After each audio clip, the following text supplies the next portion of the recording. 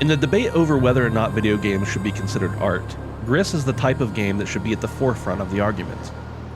Developer Nomada Studio have crafted a title that emulates art in ways that we haven't seen before.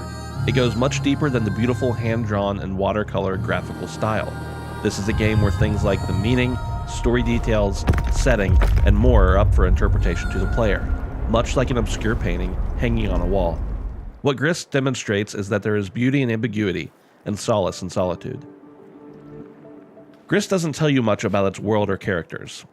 All that can be unanimously determined is that the player controls a young woman who has lost her voice. Our troubled wanderer needs to travel a mostly lonely but gorgeous game world in order to restore her power of speech. This is seemingly done by platforming through levels and collecting stars. These stars are used to populate constellations strewn throughout levels, and these looming star patterns are needed to unlock new areas and abilities. That's really all there is from a story and world setup point of view. For some, that level of vagueness may serve as a detractor, but we loved it. It was as if the developers put in front of the player a partially blank canvas of a story and setting, and stoked our imagination just enough for us to fill in the rest.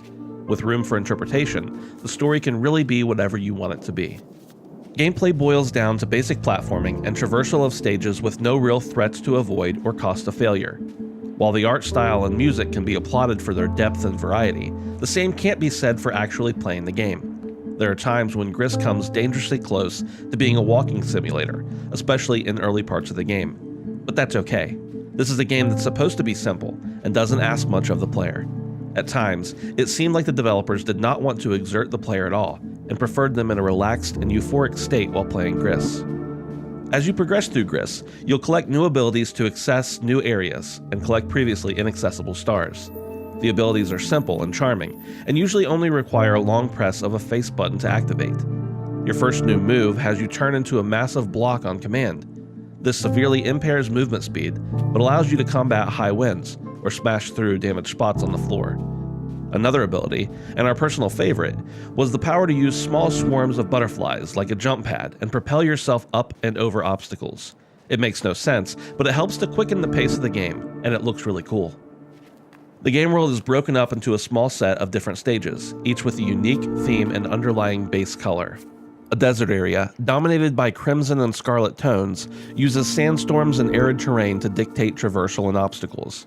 A forest stage, draped with earth tones, has the player using timed jumps on an ever-changing tree canopy, and even befriending a timid forest creature to assist in progression.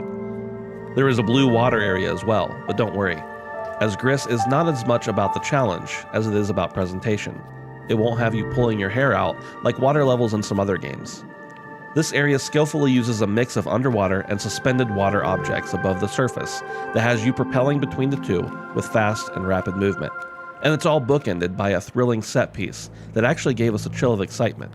The music in this particular sequence is absolutely perfect in creating a thundering crescendo at the climax. Complementing the beautiful art style and thematic levels is the music of Gris. Using a mix of somber and synth tones with an ever-present piano in the background, composer Berlinist has created an amazing soundtrack for the game. It works perfectly to evoke the appropriate emotions at just the right times. From serenity to faster-paced action, the score works on so many levels. This is the kind of in-game music that you may be looking to listen to outside of the game. Gris is a special game.